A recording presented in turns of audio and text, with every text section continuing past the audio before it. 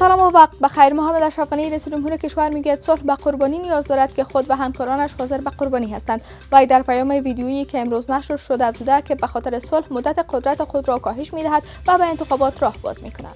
وزیر خارجه ایالات متحده میگوید که رئیس جمهور جو بایدن در زمینه پایان جنگ در افغانستان متحد است. آنتونی بلینکن گفته است که در حد توان نمیگذاریم که افغانستان بار دیگر به پناهگاه تروریسم مبادل شود، به خصوص تروریسمی که ایالات متحده را هدف قرار میدهد. حیات الله حیات سرپرست وزارت امور داخله در گردهمایی از جمهوریت در ولایت ننگرهار گفته است دشمن تلاش دارد تا یک بار دیگر تجربه تلخ زمان دکتر نجیب الله را تکرار کند، اما در موجودیت نیروهای امنیتی افغان تحقق این پلانشان امکان ندارد.